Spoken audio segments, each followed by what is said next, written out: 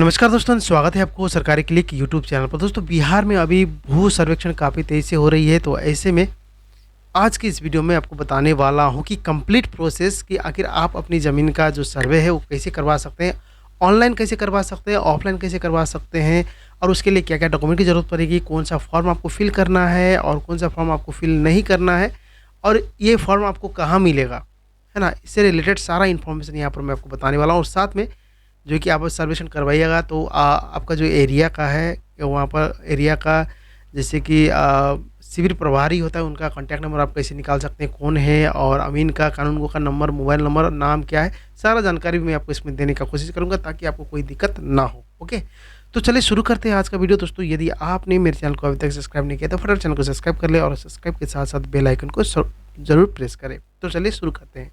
तो सबसे पहले तो आप देख सकते हैं कि बिहार में अभी जो कि लैंड सर्वे हो रही है, तो ऐसे में लोगों को काफ़ी दिक्कत हो रही है, ठीक है ना? बहुत लोगों को तो अपना डॉक्यूमेंट भी नहीं मिल रहा है और कई लोगों को कन्फ्यूजन भी है कि आखिर ये क्या है, कैसे करवाना है, कुछ पता ही नहीं है। तो यहाँ पर ये वीडियो आपको यदि आपने यूट्यूब पे सर्च करा होगा, आपको ये वीडियो मिल गया होगा, तो आपको अच्छी वीडियो मिल गई क्योंकि यहाँ पर मैं आपको पूरा प्रोसेस बताने वाला हूँ। यदि आपको कहीं परेशान होने की ज़रूरत नहीं है, आप आसानी से घर बैठे-बैठे अपनी मोबाइल फ़ोन, लैपटॉप की मदद से ऑनलाइन भी आसानी से ये जो है कि अप्लाई कर सकते हैं। पूरा प्रोसेस मैं आपको बताऊँगा, ठीक है?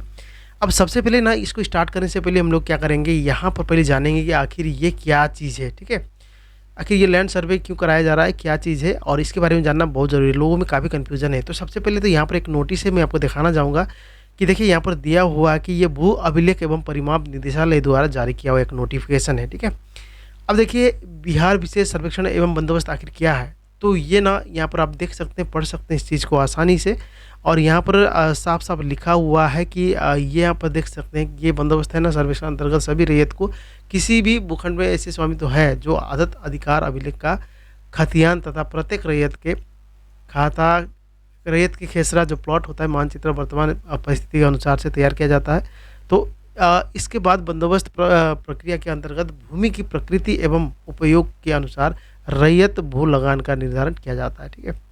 अब विशेष सर्वेक्षण एवं बंदोबस्त अधिनियम 2011 जिसके आधार पर वर्तमान में सर्वे किया जा रहा है। देखिए 2011 के आधार पे ही इसको सर्वे किया जा रहा है और इसका मेन जो उद्देश्य है ना वो इसको डिजिटलाइजेशन करना है, ठीक है? यहाँ पर देखिए औद्योगिक आधुनिक प्रौद्योगिकी की मदद से इसको डिजिटलाइजेशन करना है, ऑनलाइन करना है ताकि जितने भी रैयत है जिसके जो भी ज़मीन का स्वामित्व है उन लोगों को कोई दिक्कत ना हो, आगे जाके आसानी से हो, ठीक है? और इसको सर्वेक्षण करवाना ज़रूरी है ताकि किसी को कोई परेशानी ना हो। तो इसके लिए ये करवाना है, ठीक है? अब इसके अंतर्गत काफ़ी लोगों की जो दिक्कतें होती है ज़मीन के सारे में वो सारा चीज़ खत्म होने वाला है यहाँ पर और एक नया तरीका से आपका सारा चीज़ फिर से एक डिजिटलाइजेशन के साथ आपको तैयार करके दिया जाएगा, ठीक है? तो ये आपको क्लियर हो गया कि आखिर ये चीज़ क्या है कि बिहार जो विशेष सर्वेक्षण एंड बंदोबस्त क्या है, ये आपको पता चल गया। अब चलिए बात करते हैं कि ये जो है ना इसके लिए आप आवेदन कौन-कौन सा आपको फॉर्म भरना है और सॉरी आपका वंशावली बनाना है या नहीं बनाना है और जो खरीदा हुआ ज़मीन है उसके लिए क्या करना है और क्या-क्या डॉक्यूमेंट आपको लगेगा, इसके बारे में भी थोड़ा बात कर लेते हैं। अब देखिए इसको ना ऑनलाइन आवेदन करने का जो प्रोसेस है वो 2 तरीका का है, ठीक है? आप ऑनलाइन आवेदन भी सॉरी इसका जो सर्वेक्षण करवाने का 2 तरीका है। एक ऑनलाइन आवेदन के माध्यम से है, एक ऑफलाइन आवेदन के माध्यम से है। ऑनलाइन के लिए आप तुरंत कर सकते हैं, ऑफलाइन के लिए आपकी जो एरिया में है, जहाँ पर शिविर लगती है, वह शिविर पे जाके आपको फॉर्म को जमा करके और वहाँ से आपको एक टाइम दिया जाता है, उसके आधार पे आपका क्या होगा, ये सर्वे होगा, ठीक है? अब देखिए ये लंबा चलने वाला है क्योंकि बिहार में जितनी भी ज़मीन है, सारा का सर्वे होना है, एक आदमी का सिर्फ नहीं है। तो ऐसे में काफ़ी लोगों का दिक्कत ये है कि उनका अपना ज़मीन है, जो ज़मीन के बारे में कोई डॉक्यूमेंट नहीं मिल रहा है, जो जैसे किसी के वंशावली के आधार पे कोई ज़मीन है, ठीक है ना, हिस्सेदारी है, तो उस कंडीशन में उन लोगों को क्या कि रैयत का कोई डॉक्यूमेंट ही नहीं मिल रहा है। तो ऐसे में आप अपनी निकट जो ऑफिस में जाके वहाँ से पता कर सकते हैं या तो ऑनलाइन भी आप ट्राई कर सकते हैं कि ऑनलाइन यदि मिल जाता है तो आपको यहाँ पर ये जो डिपार्टमेंट है देखिए, अब वो अभिलेख एवं परिमाप निदेशालय में जाके भी आप वहाँ पर सर्च कर सकते हैं, ठीक है? अब बात करते हैं कि फॉर्म आपको क्या-क्या ज़रूरत पड़ेगा। तो फॉर्म 2 तरह का इसमें फॉर्म होता है, देखिए। एक तो ये जो वेबसाइट आप आने के बाद ना आपको सारा डिटेल यहाँ पर मिल जाएगा। देखिए अपना ज़मीन का जो है कि यहाँ पर मैप भी निकाल सकते हैं, भू नक्शा भी निकाल सकते हैं, ठीक है? भू नक्शा निकाल सकते हैं, इसके लिए मैंने ऑलरेडी वीडियो बना रखा है, आप अपने मोबाइल से ही निकाल सकते हैं, ठीक है? आप जाके चेकआउट कर सकते हैं। साथ में इसमें सारा इन्फॉर्मेशन आप ले सकते हैं। अब आवेदन करने के लिए ना बस आपको इस वेबसाइट में आना है, ये वेबसाइट को ओपन करना बहुत सिंपल है। देखिए यहाँ पर जाने के बाद ना आपको ना ये गूगल पे आ जाना है, ठीक है? कोई भी एक ब्राउज़र खोल लेना अपने मोबाइल पे और यहाँ पर DLRS बिहार आपको सिर्फ सर्च करना है, तो सबसे ऊपर में ही इस वेबसाइट का लिंक मिल जाएगा। इस वेबसाइट को ओपन कर लेना है, ओके? अब ये वेबसाइट ओपन हो जाने के बाद देखिए ओपन हो गया है, यहाँ पर देखिए सेम टू सेम वही है। तो वेबसाइट ओपन हो जाने के बाद सबसे ऊपर में ही आपको 2 फॉर्म देखने को मिल जाएगा। एक रैयत घोषणा पत्र के लिए है, दूसरा है वंशावली हेतु प्रपत्र 3। अब काफ़ी लोगों का मन में कन्फ्यूजन भी हो रहा हो कि अब इसके लिए आप पहले वंशावली बनाओ, उसके बाद वंशावली फॉर्म भरो, उसके बाद जमा करो। तो उसका भी मैं आपको यहाँ पर कुछ जो अपडेट आ रही है उसके बारे में मैं आपको थोड़ा बताऊँगा, ठीक है? सबसे पहले देखिए आपको 2 फॉर्म लगने वाली है। देखिए यहाँ पर दिया हुआ है स्व घोषणा हेतु प्रपत्र फॉर्म, तो बस आपको यहाँ पर क्लिक कर लेना है और ये फॉर्म आपको यहाँ पर खुल जाएगा। अब ये फॉर्म कैसे भरना है इसके लिए आपको पैनिक नहीं होना है, इसका भी मैंने वीडियो बना रखा है, मैं आपको दिखाऊंगा अभी। और ऑलरेडी मैं नीचे डिस्क्रिप्शन में वीडियो का लिंक भी डाल दूंगा, तो फॉर्म आप आसानी से भर सकते हो अपनी जो है कि यहाँ पर इसको प्रिंट आउट निकाल के कहीं से भी, ठीक है? साइबर कैफे से कहीं से प्रिंट आउट निकाल लेना। एक फॉर्म ये हो गया और एक फॉर्म ये वंशावली हेतु प्रपत्र 2, ठीक है? ये दोनों फॉर्म देखिए किस तरह दिखाई देता है, मैं आपको दिखा देता हूँ। इसको भी जस्ट प्रिंट आउट निकाल लेना। ये मैंने भरा हुआ एग्जांपल मैं आपको दिखाऊंगा, तो अभी मैं दोनों को बंद कर देता हूँ, दोनों यहाँ पर आ गया है, ठीक है? अब देखिए ये दोनों फॉर्म हो गया। ये फॉर्म भरने के लिए बहुत सिंपल सा है। देखिए 2 तरह का फॉर्म है, तो इसमें अब बात आती है कि जिसका ऑलरेडी परचेज़ किया हुआ ज़मीन है, जिसका रैयत जिंदा है, खुद रैयत है, तो ऐसे में अपना ज़मीन का सर्वे कैसे करवाए? या आपका दादा परदादा का ज़मीन है, दादा परदादा चले गए हैं ऊपर, तो ऐसे में आप अपनी ज़मीन का जो हिस्सा के आधार पे कैसे अपना सर्वे करवाएं?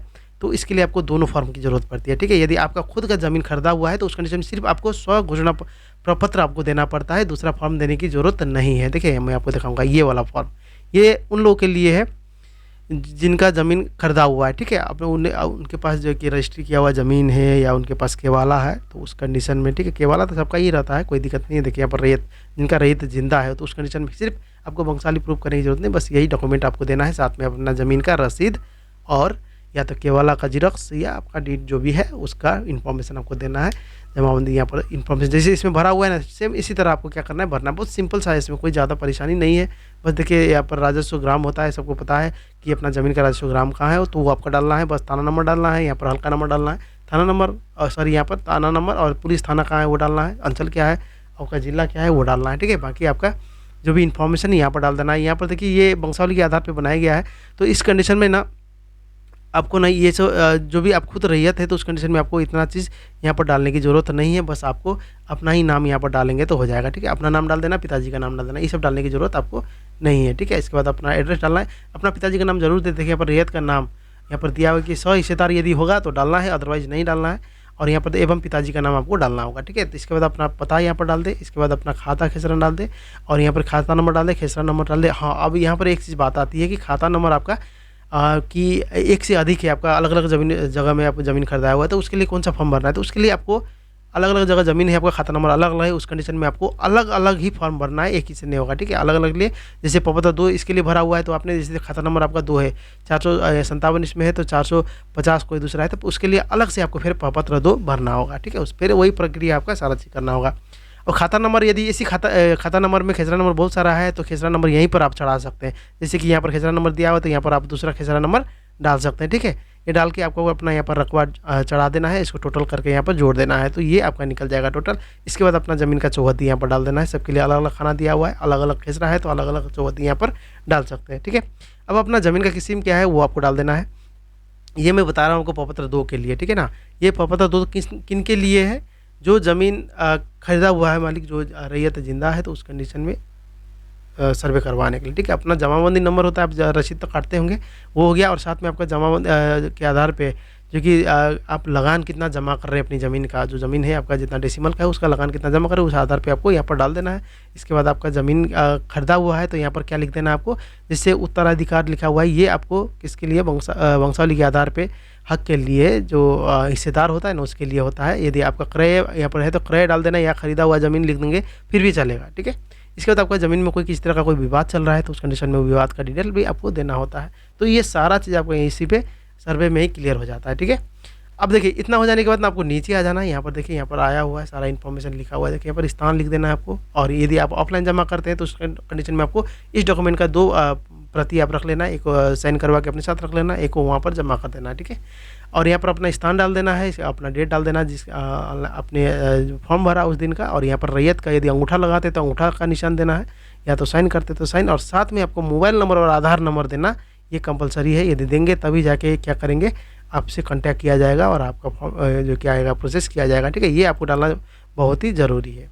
ओके, अब ये तो हो गया किन के लिए, जो ज़मीन खरीदा हुआ उनके लिए। अब बात करते हैं कि वंशावली के आधार पे आपको अपनी, जैसे कि आपका दादा परदादा का ज़मीन है, उस कंडीशन में रैयत अब तो जिंदा होंगे नहीं, तो उस कंडीशन में यदि आप उनके वंश वारिस है, तो उस कंडीशन में आपको दावा करने के लिए सबसे पहले क्या करना होगा, 2 फॉर्म की ज़रूरत पड़ेगी। एक प्रपत्र 2 हो गया, एक तो आपको ये लगाना ही है, बस फॉर्म भरने का तरीका वही है। और यहाँ पर आपको करना क्या है कि जो भी रैयत है नाम लिख के, जो दावेदार है ना उनका नाम नीचे लिख देना है, और अपना पिताजी का नाम लास्ट में लिख देना है, बाकी सारा चीज़ यही है। और भूमि का जो दावा क्या है, तो उत्तराधिकार है, तो यहाँ पर लिख देना है, ठीक है। यदि कोई भूमि में कोई चीज़ का मतलब दखल हो रही है, तो उस कंडीशन में अभियुक्त है, तो उस कंडीशन में यहाँ पर उसका डिटेल चाहिए, बस ये हो गया। बाकी सारा प्रोसेस वही है। और दूसरा आपको प्रपत्र 3 भरना है। देखिए ये जो 3 भरना है वंशावली के लिए है।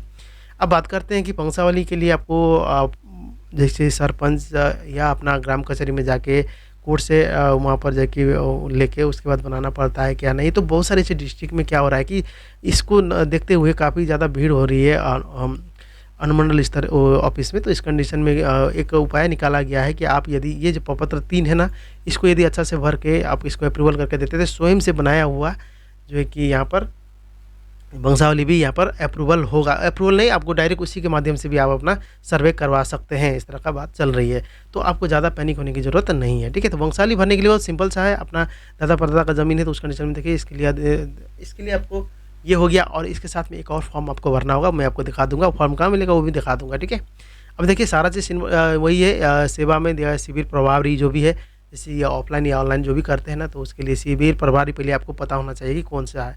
तो वो भी तरीका मैं आपको बताऊंगा कहाँ से आप पता कर सकते हैं इस चीज़ को, ठीक है ना।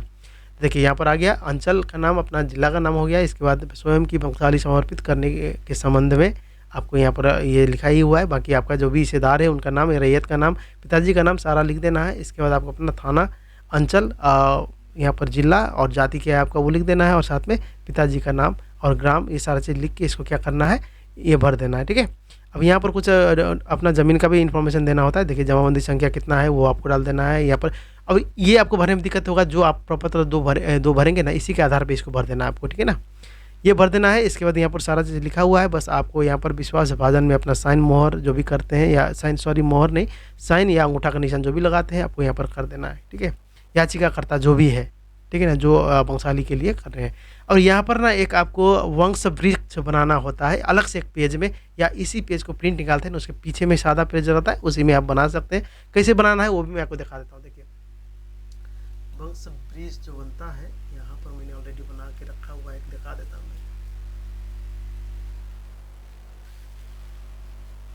ये आप एक सादा पेपर बोले ना, वही वाला प्रिंट निकालना है। उसके सादा पेपर में पीछे में जो है कि यहाँ पर आपको क्या करना है, इसको देखिए इस तरह आपको बना देना है। जैसे सबसे ऊपर में आपका दादा है या पिताजी की जो भी नाम है वो डाल देना है। इसके बाद जो भी अंश का नाम, अंशधारी का नाम है वो लिख देना है। इसके बाद इस तरह आपको वंशवृत्त बनाना है। ये काफ़ी लोगों को पता भी होगा, ठीक है ना।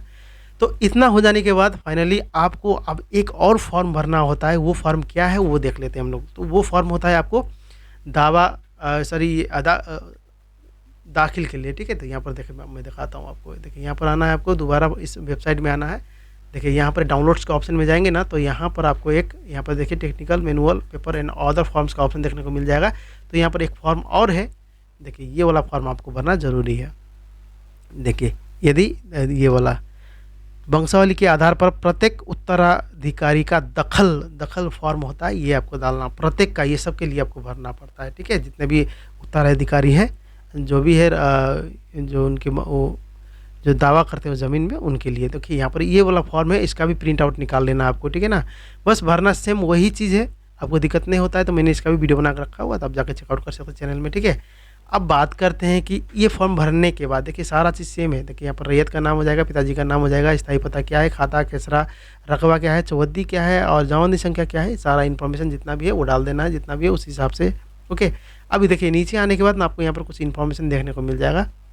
देखिए यहाँ पर दिया हुआ है, मैं या हम लोग या एक लोग है, एक आदमी है तो उस कंडीशन में रहेगा, नहीं तो आप अधिक ज़्यादा है उसमें हिस्सेदार तो उस कंडीशन में हम लोग करेंगे। लेकिन भूमि का शांतिपूर्वक दखल कब्जा है तथा भूमि स्वतवाद से मुक्त है। अतः प्रपत्र में अंकित वंशावली के आधार पर तथा प्रश्नगत भूमि के उत्तराधिकारी बंटवारा के आधार पर मेरे या तो हम लोगों के नाम पर सर्वेक्षण प्रक्रिया से तैयार होने वाले अधिकार अभिलेख में खाता खोलकर संबंधित खेसरों को प्रविष्टिकरण की कृपा की जाए। तो ये फॉर्म आपको भरना है, ठीक है। इसके बाद आप डॉक्यूमेंट क्या क्या लगेगा, देखिए यहाँ पर दिखा देता हूँ मैं। तो वंशावली के लिए आपको सबसे पहले या जो डॉक्यूमेंट के बारे में बात किया जाए तो अनुलग्न क्या क्या करना है आपको। देखिए, मृत जमाबंदी रैयत की मृत्यु की तिथि या वर्ष आपको जरूरी नहीं। मृत जो रैयत है मर गए हैं जिस पे आप हक जमा रहे हैं, मतलब आप अपना ले रहे हैं, तो उस कंडीशन में क्या करना है आपको, मृत जमीन की रैयत की जमाबंदी रैयत की मृत्यु की तिथि या वर्ष आपको रहेगा तो फिर भी चलेगा। आपको मालूम नहीं है कि क्या है, सर्टिफिकेट है तो बहुत अच्छी बात है ना। मृत्यु प्रमाण पत्र है तो और अच्छी बात है। नहीं है तो या तो तिथि आपको पता होना चाहिए या तो वर्ष किस साल को मरे हुए थे, ठीक है। और जमाबंदी संख्या की विवरण या तो मालगुजारी जो रसीद होता है उसका संख्या और वर्ष आपको देना होता है। और खतियान की नकल यदि उपलब्ध हो तो आपको दे सकते हैं, ठीक है। खतियान जो है खतौनी का जो फोटोस्टेट है वो देना है तो वो भी आप दे सकते हैं। और दावाकृत भूमि से संबंधित दस्तावेज का विवरण आपको जरूर देना है। और अगर सक्षम न्यायालय का आदेश हो तो आदेश की सच्ची प्रति आपको देना होगा, ठीक है। यह आवेदनकर्ता या हित अर्जन करने वाले का मृतक का वारिस होने का संबंध में कोई प्रमाण आपके पास है तो उस कंडीशन में आप इसको भी दे सकते हैं। और अभी आवेदनकर्ताओं के आधार कार्ड की छाया प्रति आपको एक देना होगा। आवेदनकर्ताओं के एक वोटर आईडी कार्ड कोई भी एक दो में दे सकते हैं, ठीक है। साथ में आपको आवेदनकर्ता जितने भी है सारा को यहाँ पर आपको साइन मोहर और पूरा पता के साथ करना है। साथ में ये फॉर्म भी आपको लगाना है, ठीक है। अब ये तो हो गया फॉर्म लगाने का तरीका। अब यहाँ पर आपको रैयत को अब करना क्या है, नहीं क्या क्या क्या करने का आवश्यकता है, क्या क्या करने का आवश्यकता नहीं है वो भी जान लेते हैं। उसके बाद ऑनलाइन आवेदन करने का प्रक्रिया देखते हैं। और उससे भी आपको दिक्कत होती है तो उसके लिए भी कोई निपटारा यहाँ पर हम लोग निकालते हैं, ठीक है। देखिए यहाँ पर दिया हुआ है, ये हो गया। और यहाँ पर एक और है, देखिए यहाँ पर रैयत का जो कर्तव्य है क्या क्या होना चाहिए क्या क्या नहीं है तो वो भी जान लेते हैं। यहाँ पर देखिए अब रैयत को क्या क्या कर्तव्य क्या क्या होना चाहिए सर्वेक्षण के लिए रिगार्डिंग, तो वो हम लोग थोड़ा सा जान लेते हैं यहाँ पर, ठीक है। तो सबसे पहले देखिए यहाँ पर रैयत का कर्तव्य निम्न प्रकार के है। तो यहाँ पर देखिए किश्तवार एवं खानापुरी के समय रैयत को यथासंभव जमीन पर उपस्थित रहे तो बहुत अच्छा है। इससे क्या होगा, हेल्प होगा ज़मीन का जो ना वो कर सर्वे करवाने के लिए, ठीक है। तो ज़मीन में ही जाके करवाया जाएगा तो उस कंडीशन में रहना उपस्थित है, ठीक है, अच्छी रहेगा।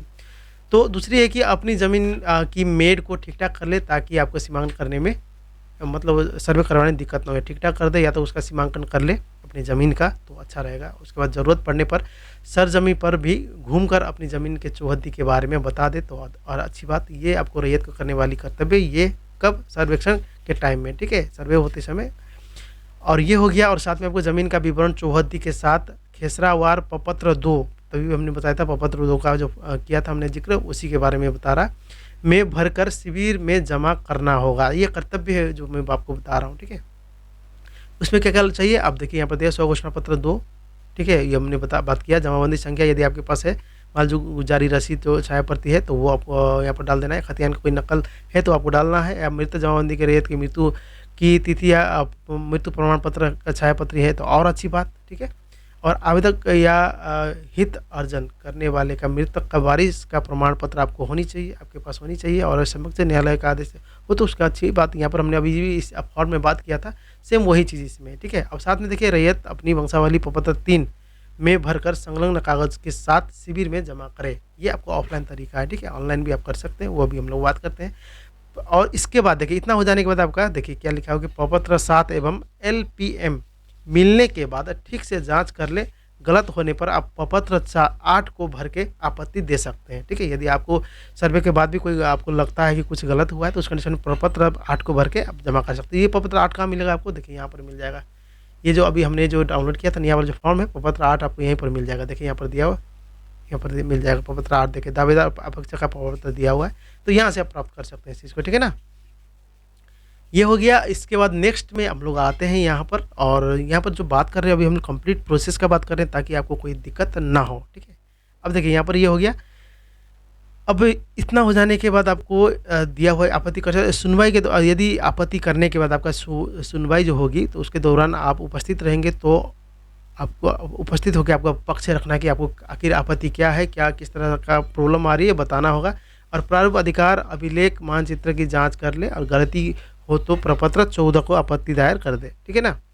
प्रपत्र 20 में अंतिम रूप से तैयार अधिकार अभिलेख एवं मानचित्र का अवलोकन कर ले और गलत हो तो 21 प्रपत्र आपको फॉर्म भर के आपत्ति दे सकते हैं और अधिकार अभिलेख खतियान की एक प्रति शिविर या बंदोबस्त कार्यालय में अवश्य प्राप्त कर ले। हो जाने के बाद सारा चीज़ हो जाने के बाद आपको ये जिसका खतियान है वो आप शिविर में जाके वह बंदोबस्त कार्यालय में जाके अपना ले सकते हैं, ठीक है ना। ये तो हो गया कर्तव्य। अब बात करते हैं कि रैयत को करना क्या है, क्या नहीं करना, क्या क्या करने की आवश्यकता है, क्या क्या करने की आवश्यकता नहीं है, ये भी हम लोग थोड़ा सा देख लेते हैं।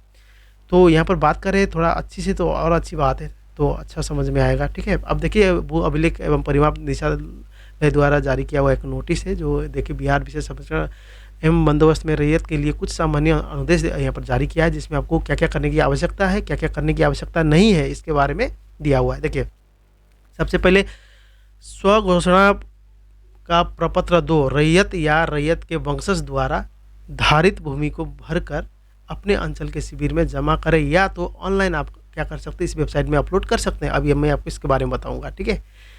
अब अपनी जो है कि शिविर में अंचल का जो शिविर लगती है वहाँ पर कैसे जमा करना है, कैसे पता चलेगा कि हमें शिविर कब कब लग रही है, कब नहीं लग रही है, तो इसके बारे में अभी चर्चा करेंगे। मैं आपको वो भी तरीका बता दूंगा। देखिए अब ये दूसरा में दिया हुआ है खतियानी रैयत या जमाबंदी रैयत के वंशज स्वयं प्रपत्र 3 में वंशावली तैयार कर अपने अंचल के शिविर में जमा करें या निदेशालय की वेबसाइट पर जाके भी अपलोड कर सकते हैं, ठीक है। इसके लिए आपको राजस्व रसीद की आवश्यकता क्या क्या करना है आपको उसके बारे में बात कर रहे हैं, ठीक है। अब यहाँ पर राजस्व रसीद की छाया प्रति और स्व घोषणा के साथ संलग्न जरूर करें, और यदि क्रय बदलेन या दान की भूमि हो, यदि आपने खरीदा हुआ ज़मीन है या कोई बदलेन किया हुआ ज़मीन है या कोई दान में मिला हुआ ज़मीन है, तो उसका आपको डॉक्यूमेंट का जैसे कि आपके पास केवाला हो या उसकी कोई प्रूफ है तो वो आपको उसका फोटो स्टेट आपको फॉर्म के साथ में ज़रूर लगाना है, ठीक है। यदि समक्ष न्यायालय का आदेश हो तो जिसकी उसका एक प्रति भी आपको लगा देना है, या बंदोबस्त भूमि या भूदान प्रमाण पत्र वास्तविक पर्चा की छाया प्रति जरूर लगे। बंदोबस्त किया हुआ ज़मीन या तो भूदान किया हुआ ज़मीन जो प्रमाण पत्र होता है वो भी आपको लगा देना है। और जमाबंदी रैयत जीवित है तो केवल यहाँ पर लिखा हुआ है, देखिए यदि रैयत जिंदा है तो उस कंडीशन में आपको क्या करना होगा, खाली प्रपत्र 2 ही भरना है, वंशावली देने की ज़रूरत नहीं है। यहाँ पर मैं शुरू में आपको यही चीज़ बता रहा हूँ, यदि कोई रैयत जिंदा है या खुद का खरीदा हुआ ज़मीन है आपके पास खुद है, आप जिंदा है, तो उस कंडीशन में आपको ये देने की ज़रूरत नहीं है, ओके। अब है क्या नहीं करना है आपको, इसके बारे में बात करते हैं। देखिए प्रपत्र 3 में वंशावली व कार्यालय दंडाधिकारी नोटरी पब्लिक के समक्ष शपथ करवाने की आवश्यकता नहीं है। आपको कहीं से भी आपको वंशावली अप्रूवल करवा के ला के बनाने के डाल की जरूरत नहीं है, यहाँ पर साफ साफ लिखा हुआ है, ठीक है। तो ये देखिए इसी के पीछे लोग भागे हुए हैं, और काफ़ी लोग जो है ना पहले सबसे पहले वंशावली बनाने के चक्कर में लगे हुए हैं, तो इसके कारण काफ़ी दिक्कत हो रही है आप लोगों को, ठीक है ना। देखिए अब दूसरा में है कि प्रपत्र 3 में वंशावली पर संबंधित ग्राम पंचायत के प्रतिनिधि से हस्ताक्षर कराने की आवश्यकता भी नहीं है। आपको ना जब प्रपत्र 3 में वंशावली का जो फॉर्म है वो भरने के बाद वहाँ पर कहीं साइन करने का कोई ऑप्शन ही दिया ही नहीं, तो वहाँ पर सिर्फ स्व घोषणा करना है खुद से, तो उसके लिए दिया हुआ है। तो आपको ग्राम पंचायत कचहरी में जाके आप अपना क्या कर सकते हैं, ये सब करवाने की ज़रूरत नहीं है। और खतियान के सच्ची प्रतिलिपि आपको नहीं देना है, आपको जीरोक्स ही देना है, ठीक है, ओरिजिनल नहीं देना है, ये गलत है, ठीक है।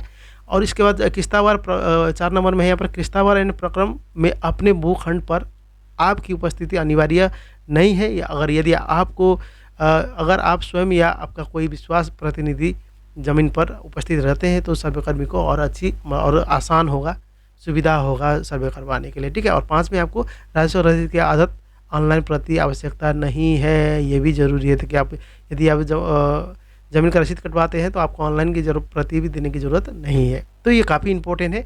अब चलिए बात करते हैं, ये हमारा कंप्लीट आपका ये जो है कि पूरा हो गया होगा। अब ऑनलाइन या ऑफलाइन किस तरह आप जमा कर सकते हैं और कैसे आप दोनों तरीक़ा से कर सकते हैं, तो इसके लिए हम लोग बात कर लेते हैं, ठीक है। अब देखिए ऑफलाइन करने के लिए ना मैं सबसे पहले आपको बता देता हूँ, उसके बाद ऑनलाइन के बारे में बता देता हूँ। ऑफलाइन करने के लिए बहुत सिंपल सा है, आपको जितना भी डॉक्यूमेंट है आपका जो भी अभी हमने बात की है उससे रिगार्डिंग अपना डॉक्यूमेंट को रेडी कर लेना है, साथ में अपना प्रूफ लगा लेना है, सारा डॉक्यूमेंट का जीरोक्स करवा लेना है, ठीक है। जीरोक्स करवा के 2 प्रति कर लेना है, एक वहाँ पर आपको साइन कर शिविर में ले जाके जमा कर देना है, वहाँ पर शिविर प्रभारी जो भी होंगे उनसे हस्ताक्षर करके एक कॉपी आप अपने पास रख लें, तो वो रख लेंगे तो आपको पूरा डिटेल आपका वहाँ पर रहेगा, तो जैसे जैसे सर्वे होगी तो आपको कॉन्टैक्ट करके आपका सर्वे वहाँ पर कर दिया जाएगा। अब इसके लिए आपको कैसे पता चलेगा कि आपका जो एक नज़दीकी जो कि अंचल में शिविर कब लग रही है, तो इसके लिए आपको करना क्या है कि इसी वेबसाइट में आना है। देखिए यहाँ पर दिया हुआ है, ठीक है, मैं आपको दिखा देता हूँ। देखिए वेबसाइट का जो कि होम पेज है यहाँ पर आ जाना है, ठीक है। यहाँ पर आने के बाद ना एक ऑप्शन देखने को मिल जाएगा आपको, बिहार विशेष सर्वेक्षण संबंधित सेवाएँ का ऑप्शन देखने को मिल जाएगा, यहाँ पर आपको आ जाना है। यहाँ पर आने के बाद ना एक यहाँ पर बहुत सारा ऑप्शन खुल जाएगा, देखिए यहाँ पर खुल गया है, जिसमें से आपको रैयत द्वारा स्वामित्व धारित भूमि की घोषणा हेतु प्रमाण पत्र, खाना परिपर्चा एवं खेसरावार मानचित्र देखे। या तो देखिए यहाँ पर सबसे पहले ही दिया हुआ है, यहाँ पर अपने ग्राम शहर में विशेष सर्वेक्षण की स्थिति देखे, यहाँ पर दिया हुआ है। सर्वे के लिए स्थिति देखने के लिए बस आपको इस लिंक में क्लिक कर लेना है, ठीक है। जैसे इस लिंक में क्लिक करेंगे तो आप बिहार के अंदर जो भी डिस्ट्रिक्ट से बिलोंग करते हैं, बस आपको अपना इस डिस्ट्रिक्ट को सिलेक्ट कर लेना है ऐसे करके, और यहाँ पर अपना सर्कल देख लेना है, जिसको हम लोग ब्लॉक भी बोलते हैं। सर्कल आपको देख लेना है, और इसके बाद आपको अपना मौजे क्या है, आपका ज़मीन का जो मौजे ज़मीन आपका जहाँ पर भी है उसका मौजे क्या है वो आपको सेलेक्ट कर लेना है। इसके बाद बस आपको यहाँ पर क्लिक कर लेना है। जैसे यहाँ पर क्लिक करेंगे तो देखेंगे पर शिविर स्थिति का जो कि पता लिखा हुआ है, इसका मतलब ये है कि यहाँ पर पता लिखा होगा तो आपका यहाँ पर शिविर जहाँ पर भी लगेगी कोड के साथ यहाँ पर आपका शिविर का नाम आ जाएगा, ठीक है। देखिए यहाँ पर कोड है यहाँ पर, ठीक है, ये आ जाएगा। और साथ में देखिए अमीन का नाम आपको यहाँ पर देखने को मिल जाएगा। देखिए आपका अमीन का, मैंने आपको तभी बताया था अमीन का नाम कैसे पता करें, मोबाइल नंबर कैसे पता करें, आपका जो है कि यहाँ पर शिविर प्रभारी कौन है, उनका नाम क्या है, मोबाइल नंबर क्या है, तो आप यहाँ से पता कर सकते हैं। देखिए यहाँ पर दिया हुआ अमीन का नाम आ जाएगा, उसका मोबाइल नंबर भी आपको यहाँ पर देखने को मिल जाएगा। साथ में कानूनगो का नंबर क्या है, नाम क्या है, वो आपको यहाँ पर मिल जाएगा। और साथ में शिविर प्रभारी कौन है आपका, उनका नाम और यहाँ पर मोबाइल नंबर मिल जाएगा। आप कब शिविर लग रही है तो आपको यहाँ पर दिखा देता है। यहाँ पर यदि शिविर लगा रहता है ना तो यहाँ पर आ जाता है कि इतना तारीख से यहाँ पर आपका शिविर लग रही है, वो आपको इन्फॉर्मेशन दे देता है, ठीक है। अब ये खाली है, इसका मतलब यहाँ पर अभी शिविर नहीं लग रही है, तो आपको अपना डॉक्यूमेंट रेडी करके रख ले, तब तक इंतजार करें, ठीक है। अब देखिए यहाँ पर इतना हो जाने के बाद यदि आपको इससे जानकारी और चाहिए तो उस कंडीशन में अपना शिविर प्रभारी का नंबर दिया हुआ है, इनसे बात कीजिए, आपको बता दिया जाता है कि कब शिविर लगने वाली है आपकी अंचल में, ये आपको बता दिया जाता है, ठीक है। ये हो गया ऑफलाइन प्रक्रिया, ठीक है। शिविर लगती है वहाँ पर जाना है, आपको पूरा डॉक्यूमेंट के साथ में वहाँ पर जमा करना है, और उसके बाद रिसीविंग के साथ में अपना एक प्रति आप रख लेना है, उसके बाद आपका सर्वे हो जाना है। अब देखिए आपको डाउट हो रही है, दिक्कत हो रही है, यदि आप अपनी स्टेट से बाहर रहते हैं तो ऐसे कंडीशन में या आप घर बैठे बैठे करवाना चाहते हैं तो उसके लिए ऑनलाइन प्रोसेस भी है। तो ऑनलाइन प्रोसेस के लिए बस आपको करना क्या होता है कि एक फॉर्म को फिल करना होता है, ठीक है। तो फॉर्म क्या कैसे फिल करना है वो भी हम लोग जान लेते हैं। देखिए यहाँ पर आपको चले जाना है होम पेज में, यहाँ पर आने के बाद यहाँ पर आ जाना है, ठीक है। तो यहाँ पर आने के बाद बस नीचे आ जाना है, यहाँ पर दिया हुआ विशेष सर्वेक्षण, यहाँ पर दिया विशेष बिहार विशेष सर्वेक्षण एवं संबंधित सभाएँ, बस इस लिंक में क्लिक करना है। और यहाँ पर क्लिक करने के बाद दूसरा नंबर देख सकते हैं, रैयत द्वारा स्वामित्व धारित भूमि की घोषणा पत्र हेतु प्रपत्र दिया हुआ है, इसमें क्लिक करना है। और आप देखेंगे यहाँ पर दोनों के लिए ऑप्शन दिया हुआ है। देखिए यहाँ पर एक है प्रपत्र 2 और 3, दोनों के साथ में आपको फिल कर लेना है। और साथ में जो एक दखल के लिए जो हमने बताया था वंशावली के आधार पे उत्तराधिकारी, वो वाला फॉर्म भी आपको अटैच कर लेना है साथ में। वो किन के लिए है, जो वंशावली के आधार पे जिनका ज़मीन है उनके लिए, ठीक है। आपके पास क्रय खाली देखिए, आपके पास यदि सिर्फ आपके पास जो कि खरीदा हुआ ज़मीन है या दान में मिला हुआ ज़मीन जो भी है तो रैयत जिंदा है, तो ऐसे में आपको सिर्फ प्रपत्र 2 ही भरना है, साथ में आपको 3 लगाने की ज़रूरत नहीं है, ठीक है। डॉक्यूमेंट सारा रेडी कर लेना है, सेम प्रोसेस है। अपलोड करने का भी तरीका बताऊंगा, और डॉक्यूमेंट कैसे आप रेडी कर सकते हैं ऑनलाइन वो भी मैं आपको बताऊंगा। देखिए सबसे पहले अपना नाम डाल देना है, स्टेट तो सिलेक्ट रहेगा ही क्योंकि बिहार में ही हो रहा है, तो यहाँ पर अपना डिस्ट्रिक्ट को सिलेक्ट कर लेना है, जो भी डिस्ट्रिक्ट है आपका। अपना मोबाइल नंबर डाल देना है और आधार नंबर जरूर डालें। आधार नंबर देखिए जैसे कि एक से अधिक जो रैयत है, सॉरी जो हिस्सेदार है, तो जो आवेदन करता है उन्हीं का आधार नंबर डालना है, ठीक है। जो उसमें हिस्सा है सबसे बड़े का डाल दे तो और अच्छी बात है, और बाकी का जो है कि फॉर्म में ही आप इंक्लूड करके डाल सकते हैं आधार नंबर, ठीक है। तो यहाँ पर आधार नंबर डाल देना है और ईमेल आईडी जरूर डालें, जो भी इन्फॉर्मेशन आपको ईमेल आईडी के थ्रू भी मिलते रहेगा, ठीक है। ये डालने के बाद आपको वेरीफाई मोबाइल में क्लिक कर देना है। अब जैसे वेरीफाई मोबाइल में क्लिक करते हैं तो आपके मोबाइल नंबर पे एक OTP जाएगा, वो OTP डाल के आपको यहाँ पर 4 अंक का OTP जाएगा, उसको वेरीफाई OTP में क्लिक कर लेना है। अब इतना करते ही फ्रेंड्स यहाँ पर देखेंगे आपको ना, ये ऑनलाइन प्रोसेस है, तो यहाँ पर आपको आ जाना है नीचे में। देखिए यहाँ पर आपको डिस्ट्रिक्ट का नाम पूछा जाएगा, आपका जो भी डिस्ट्रिक्ट है आपका, जहाँ पर ज़मीन है आपका, जिसका सर्वे करवाना है वो डिस्ट्रिक्ट आपको सिलेक्ट कर लेना है। और इसके बाद अपना सर्कल जो भी है वो आपको डाल देना है। और इतना करते ही यहाँ पर देखेंगे मौजे आपका क्या है वो डाल देना है आपको, ठीक है। अब यहाँ पर ना आपको उस मौजे का जो कि अंचल है जहाँ पर आपका शिविर लगेगा उसका कैंप जो का इन्फॉर्मेशन आ जाएगा, यहाँ पर देखिए उसका कोड आ जाएगा, यहाँ पर शिविर का कोड है ये आ जाएगा। अब यहाँ पर जो फॉर्म आप ऑनलाइन आवेदन करके यहाँ पर सेंड करते हैं ना, तो ये किसके पास चला जाएगा, आपका सिविल जो कि ये यहाँ पर देखेंगे मौजे के यहाँ पर चला जाएगा, तो वहाँ पर इन्फॉर्मेशन चला जाएगा, तो वहाँ उसके आधार पर आपका यहाँ पर सर्वे हो जाएगा, ठीक है। तो ये इसमें चला जाएगा। देखिए अब यहाँ पर कुछ इन्फॉर्मेशन भी आपको ध्यान देने वाली बात है। देखिए नोट दिया हुआ कि एक समय में आपको केवल एक ही खाता खेसरा दर्ज करना है, ठीक है। उसके बाद पहली प्रविष्टि के बाद एक से अधिक खाता खेसरा प्रविष्टि के लिए आपको ऐड मोर का ऑप्शन दिया हुआ है, ये वाला ऐड मोर, इसका यूज़ करना है आपको, ठीक है। और टेक्स्ट बॉक्स में खाता एवं खेसरा एवं होल्डर में एक खाता खेसरा एवं एक रैयत का नाम ही डालना होगा, ठीक है। आपको याद है, मैं आपको दिखाऊंगा आप कैसे करना है। जैसे कि देखिए एग्जांपल के लिए जो भी आपने वहाँ पर फॉर्म भरा है उसके आधार पे, जैसे कि खाता नंबर जो भी है, जैसे कि यहाँ पर 320 है तो ये खाता नंबर हो गया, और खेसरा नंबर आपको एक ही डालना है, डबल नहीं डालना है आपको, ठीक है। ये डाल दिया, और यहाँ पर जो भी नाम है, ठीक है, वो नाम आपने डाल देना अपना होल्डर, जैसे कि रैयत का नाम, यहाँ पर होल्डर नेम मतलब रैयत का नाम होता है, ठीक है। ये आपको डाल देना है, ठीक है। यहाँ पर ऐड में कर देंगे तो ये यहाँ पर ऐड हो जाएगा, देखिए यहाँ पर ऐड हो गया, ठीक है ना, ऐड हो गया। अब आपको करना है कि इसी खाता के अंदर में दूसरा रैयत है, ठीक है, देखिए यहाँ पर दूसरा रैयत है, सॉरी इसी खाता के अंदर में दूसरा खेसरा नंबर है, तो उस कंडीशन में क्या करेंगे, आपको अपना यहाँ पर खेसरा नंबर चेंज कर देना है ऐसे करके, और यहाँ पर रैयत सेम है तो आपको डाल देना है, यहाँ पर ओके कर देना है। तो इस तरह आपको ऐड करते जाना है, ठीक है। यदि आपका एक से ज़्यादा फॉर्म है, जैसे कि खाता अलग अलग मौजे में है, ठीक है, तो उस कंडीशन में आपको फिर से अलग से फॉर्म भरना होगा, ऑनलाइन आवेदन करना होगा उसके आधार पर, ठीक है। तो ये आपको ध्यान दें, यहाँ पर खाता नंबर उसी जगह में है, सेम जगह में है, तो उस कंडीशन में आप जो डॉक्यूमेंट लगा रहे हैं उसमें आपके पास प्रूफ है, तो उस कंडीशन में आपको यहाँ पर खाता नंबर डाल सकते हैं, उसके आधार पे आप दोबारा खेसरा नंबर डाल के ऐड कर सकते हैं। रैयत सेम है, होल्डर सेम है, मौजे वही है, और आपका जो है कि यहाँ पर जो शिविर जो जहाँ पर लगेगा जो अंचल सेम है, तो उस कंडीशन में आप डाल सकते हैं खाता नंबर भी और खेसरा नंबर भी डाल सकते हैं अलग अलग, ठीक है ना। तो ये आपको ध्यान देना होगा। अब इतना हो जाने के बाद आपको क्या करना होगा कि अपलोड प्रपत्र 2 एंड 3 दिया हुआ है, प्रपत्र 2 एंड 3, यदि आपके पास खरीदा हुआ ज़मीन है तो उस कंडीशन में प्रपत्र 3 डालने की जरूरत आपको नहीं है, खाली 2 और डालेंगे, उसके साथ में जो डॉक्यूमेंट आपको लगेगा साथ में प्रूफ के साथ वो लगा देना है, बस आपको यहाँ पर अपलोड करना है। अब फाइल जो अपलोड होगा वो कितना MB का होना चाहिए, 3 MB के अंदर होना चाहिए। तो 3 MB काफ़ी ज़्यादा होता है फ्रेंड्स। यदि आपके पास डॉक्यूमेंट है, ठीक है, सारा चीज़ को स्कैन करने के बाद आपके पास मोबाइल से अच्छा से फ़ोटो खींच के आप खुद से भी PDF बना सकते हैं, ठीक है। PDF खाली ओनली आपको डाला हुआ है, देखिए कैसे बनाना है वो मैं तरीका बता देता हूँ। ऑनलाइन और ऑफलाइन दोनों तरीक़ा से बना सकते हैं। ऑनलाइन में जाएंगे तो थोड़ा आपको दिक्कत हो सकता है, ऑफलाइन में आप माइक्रोसॉफ्ट वर्ड का नाम सुने होंगे, कंप्यूटर के माध्यम से आप आसानी से बना सकते हैं इस चीज़ को। मैंने यहाँ पर बहुत सारा वीडियो भी बना के दिखाया हुआ कैसे आप अपलोड करना है डॉक्यूमेंट को, ठीक है। यहाँ पर दिखा देता हूँ मैं आपको, नीचे करता हूँ मैं इसको। यहाँ पर आने के बाद देखिए यहाँ पर मैंने एक डॉक्यूमेंट रेडी करा रखा है, मैं आपको दिखा देता हूँ। राम,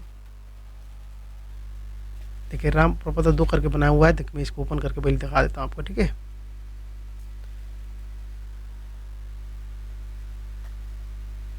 देखिए एक PDF के अंदर में 2 फाइल यहाँ पर है, एक तो फॉर्म हो गया हमारा, एक ये केवाला हो गया, ठीक है। इस तरह आप बहुत सारा आपके पास जीरोक्स है, सारा जितना भी डॉक्यूमेंट है एक एक करके ऐड करते जाएंगे तो एक लिस्ट बन जाएगा ये, ठीक है ना। यदि आप प्रिंटर है आपके पास तो प्रिंटर से स्कैन करके डालेंगे तो और अच्छी बात है, तो उससे साफ साफ क्लियर हो जाएगा। फोटो से करते हैं तो उसमें क्या होता है कि आपका फाइल का साइज़ बहुत बड़ी हो जाती है, ठीक है। तो JPG फाइल को आप क्या करते हैं, कर सकते हैं, एक ऑनलाइन से भी आप कर सकते हैं, ठीक है। तो ऑनलाइन में आपको करना क्या है कि एक वेबसाइट को ओपन कर लेना है आपको। मैं आपको दिखा देता हूँ वेबसाइट, ये है, बहुत सारे ऐसे वेबसाइट मिल जाएगा, गूगल पे जाना है आपको, यहाँ पर करना है JPG to PDF कन्वर्टर होता है, इसका यूज़ करें ऑनलाइन, ठीक है। इसमें यूज़ करेंगे ना, जितना भी आपका फाइल है बहुत सारा इससे आ जाएगा, जो भी आपको लगता है यहाँ पर फ्री में ही करवाता है, फ्री कर देना है यहाँ पर, अच्छा रहेगा, फ्री कर देना है। ये फ्री कर देंगे तो आ जाएगा, सबसे ऊपर में भी आ जाएगा, और जो भी है यहाँ पर क्लिक करेंगे, आपका जितना भी JPG फाइल है ना सारा को यहाँ पर अपलोड कर लेना है एक बार में, ठीक है। सारा को अपलोड कर लेंगे और उसको डायरेक्ट PDF में करेंगे तो सारा फाइल आपका क्या हो जाएगा, यहाँ पर PDF बन जाएगा, ठीक है ना। और यदि फाइल आपका 3 MB से ज़्यादा बन जाता है तो उस कंडीशन में आप क्या चीज़ का यूज़ करें, एक और वेबसाइट का यूज़ करें, और गूगल पे आपको यहाँ पर सर्च कर ले PDF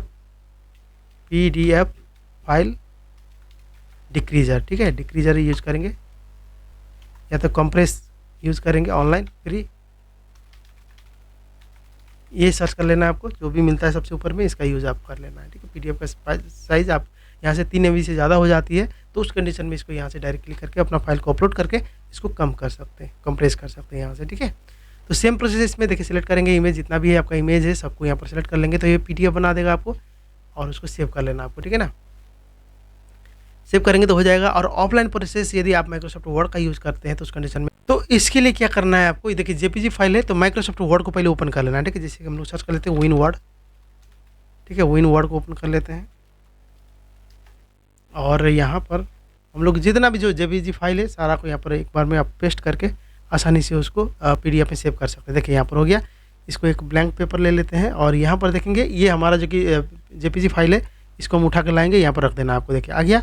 अब इसको क्या करना है कि थोड़ा सा एडजस्ट कर लेना है। एडजस्ट करने के लिए बस इसमें क्लिक कर लेना है और फॉर्मेट में जाना है और यहाँ पर आपको इसको क्या करना है, टेक्स्ट रैप में जाके इन फ्रंट ऑफ टेक्स्ट कर देना है। ठीक है, इन फ्रंट ऑफ टेक्स्ट करेंगे तो इसको आप यहाँ से इसको ग्रैब कर, ऐसे करके ग्रैब कर सकते हैं, बड़ा कर सकते हैं। देखिए यहाँ पर आ गया इस तरह। ठीक है, अब दूसरा फाइल आपको लाना है, ये एक हो गया, दूसरा है यहाँ पर देखिए एक और है, इसको भी हम लोग इसी के ऊपर रख देते हैं।